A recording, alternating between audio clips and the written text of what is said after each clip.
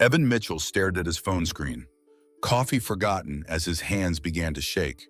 The video from Jessica showed familiar wooden pews, stained glass windows, and faces he hadn't seen in 3 years. First Baptist Church of Mapleton, Wisconsin looked exactly as it had during Christmas services throughout his childhood. But today, the congregation gathered for a different purpose: his funeral. His father Robert stood at the pulpit, voice breaking with practiced grief. Though our son left this world far too young, we pray his soul finally finds peace. Behind him, a large portrait of Evan stood wreathed in flowers, next to an empty casket. His mother Patricia dabbed at tears with a lace handkerchief, while his brother Scott stared solemnly at the floor. Evan's coffee mug slipped from his fingers, shattering against the hardwood floor of his San Francisco apartment. He wasn't dead. He was standing in his kitchen, breathing, trembling, alive. Mapleton had always been a picture-perfect small town where high school football games drew larger crowds than city council meetings, and the 4th of July parade featured the same floats year after year. The Mitchell family name adorned the town's oldest hardware store, a business passed down through 4 generations. The black and white photo of his great-grandfather opening Mitchell Hardware and Supply during the Great Depression still hung above the register. Memories flooded back, winning the state science fair with his father beaming from the audience. Sunday night baseball games with his family cheering from their regular seats.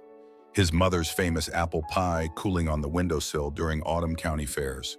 All shattered 3 years ago when everything crumbled around him.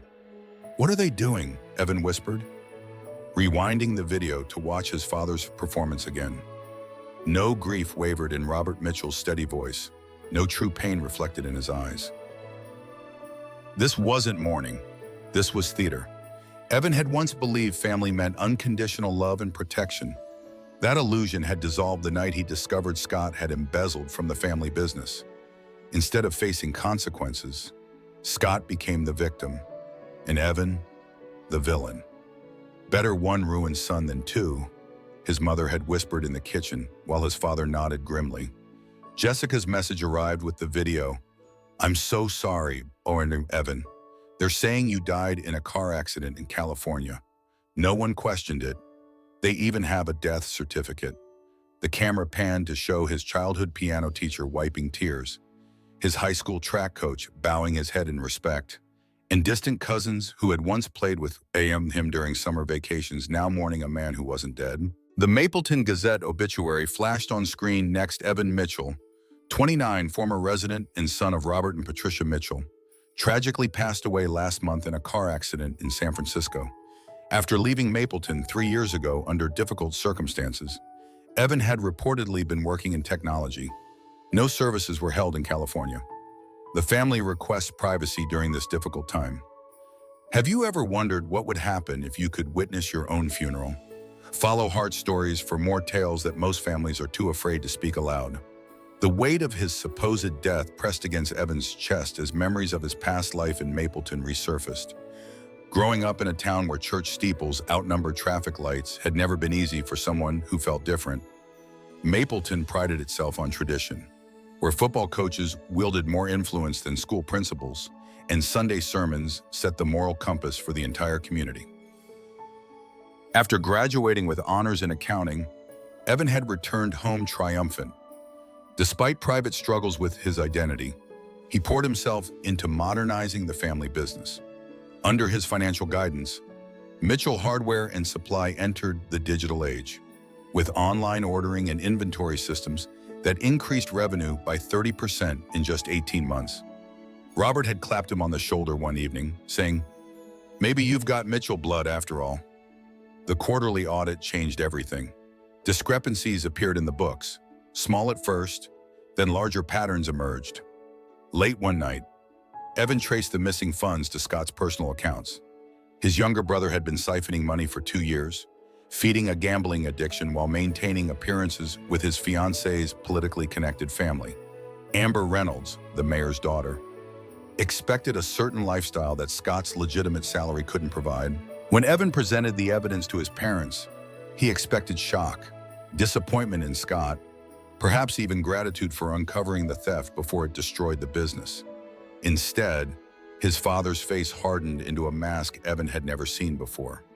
"We'll handle this internally," Robert had said, voice cold as Wisconsin winter. "No one needs to know." "He stole from us," Evan had protested. "From our customers, our legacy. And you want to destroy everything we've built for what the truth?" Robert spat the word like poison. "Scott is engaged to the mayor's daughter. He's the future of this family, this business." The argument escalated until words became weapons. When Evan finally admitted he was gay, the silence that followed felt like a physical blow. Patricia's eyes filled with tears, but Robert's expression never changed. "I've suspected as much," his father said flatly. "At least now we understand why you're trying to ruin Scott's future." That night, Robert laid out their decision with brutal efficiency. Scott would receive counseling for his gambling. The missing funds would be written off as business expenses, and Evan would leave Mapleton immediately, his reputation tarnished by whispers of theft and dishonesty. His father even prepared a statement for employees. "Unfortunately, we discovered financial irregularities tied to Evan's accounts. We're heartbroken by this betrayal, but the Mitchell family will weather this storm as we have for generations." Evan packed his life into a single suitcase, the weight of injustice crushing his chest. Patricia silently pressed an envelope containing $500 into his hand at the door, her eyes downcast, unable to meet his gaze. "Your father feels this is best for everyone," she whispered, the words hollow with unspoken apology. Only Jessica, his cousin who harbored her own secret identity, slipped him additional cash and whispered support before he left town. "This isn't right," she had said, hugging him fiercely. "Stay in touch somehow. Promise me." San Francisco became his refuge, a tech company, his new home, and James Thompson, a human rights attorney with kind eyes and unwavering principles, the partner who helped rebuild his shattered sense of self. On their first date, James had asked about Evan's family. "Complicated," Evan had replied, the simplest truth hiding a universe of pain. "Family should be where acceptance begins, not where it ends," James had said, his hand covering Evan's across the table. That single gesture of authentic connection had unlocked tears Evan hadn't allowed himself to shed since leaving Mapleton. Sometimes the family that raises you isn't the family that sees you. The courage to leave toxic relationships, even blood ones, often becomes the first step toward discovering your authentic self. 6 months after settling in San Francisco, Evan had attempted to access his old email account only to receive an automated message: "Account deactivated, user deceased." The digital death had seemed like a cruel prank until Jessica forwarded a local newspaper clipping. "Former Mapleton resident dies in California accident." The 3-line obituary mentioned no surviving family members who might mourn his passing. "They're saying you died in a car crash outside San Francisco," Jessica whispered during an encrypted video call. Her eyes darted nervously, as if someone might discover her betrayal. "Scott convinced your parents to declare you legally dead after your emails bounced back. He said it would end the pain and shame once and for all." Evan's investigation revealed layers of calculated deception. The death certificate had been filed exactly 6 months earlier, the precise moment when their grandparents' trust fund became eligible for distribution. The trust stipulated equal shares to both Mitchell grandsons upon turning 30 or after a 6-month waiting period following either grandson's death. Scott had timed everything perfectly. "There's more," Jessica admitted, voice barely audible. "The wedding is in 3 weeks. Amber's father is grooming Scott for state politics. They're positioning him as the young business owner, carrying on the Mitchell legacy while overcoming family tragedy." Through Jessica's discreet photographs of financial documents, Evan discovered Scott wasn't merely claiming the trust fund. He was preparing to sell Evan's 49% share in the family business to National Hardware, a retail conglomerate looking to absorb independent stores across the Midwest. The deal would make Scott wealthy enough to fund a political campaign while erasing any trace of Evan's contributions to the business. The deepest cut came when Jessica secretly recorded Patricia confessing to Pastor Williams during a counseling session. "I know what they did was wrong," his mother had whispered, tears staining her cheeks. "But Robert said we had no choice. I light a candle for Evan every night and pray he's found happiness somewhere." James helped Evan assemble a legal arsenal: passport stamps, employment records, tax filings, apartment leases, and banking transactions, irrefutable proof of his continued existence. They filed motions to revoke the death certificate and contacted federal authorities about potential insurance fraud. Each document became another brick in the wall of truth Evan would use to reclaim his life. "Are you sure this is what you want?" James had asked, holding Evan's hand across their kitchen table. "Revenge won't heal what they broke into you." Evan stared at the photographs from his supposed funeral. "This isn't about revenge, it's about refusing to remain buried."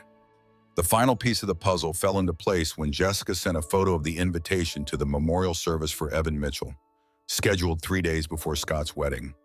"They're doing this for the wedding guests who ask questions," she explained. "Scott told Amber's family you two were estranged, but that he always hoped for reconciliation.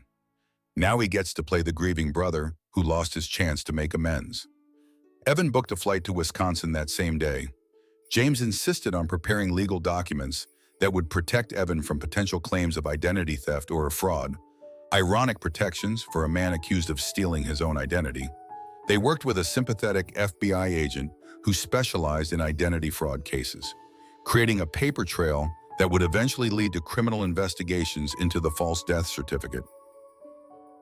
The night before his departure, Evan stood at their apartment window overlooking San Francisco Bay, the city lights reflecting off the water like scattered stars. "What if I'm making a mistake?" he asked quietly. "What if confronting them only gives them more power over me?" James wrapped his arms around Evan from behind, his chin resting on Evan's shoulder. "Truth isn't a mistake," he said simply. "Living authentically never is. The truth demands witnesses. When we allow others to erase our existence to serve their narrative, we become complicit in our own disappearance.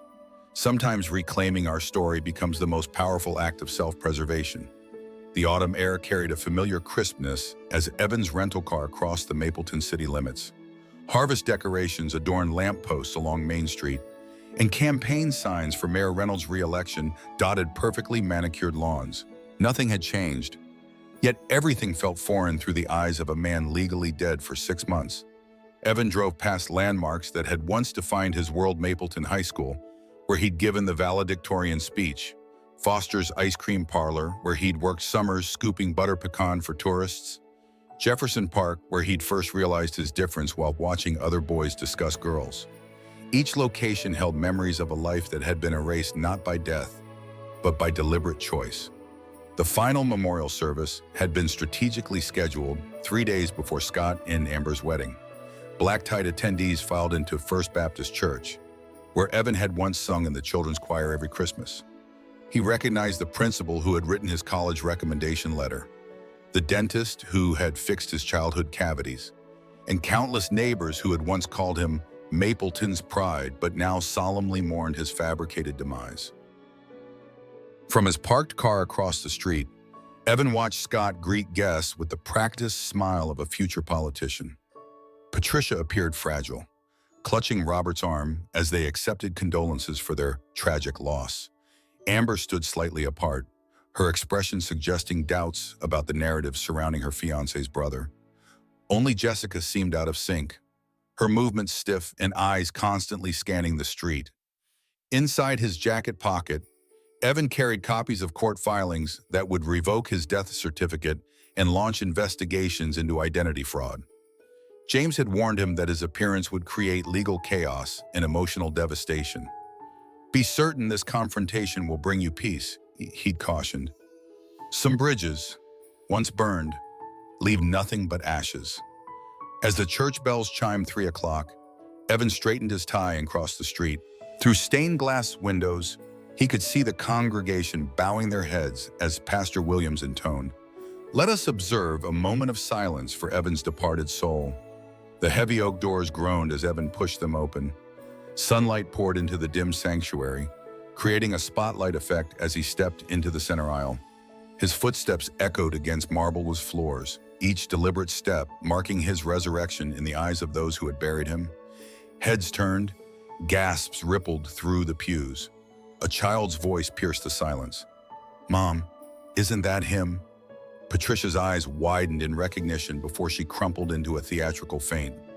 Robert stood frozen, wine glass slipping from his fingers and shattering against the pew.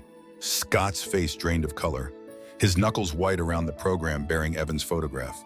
Evan continued walking, meeting the shocked stares of people who had accepted his death without question.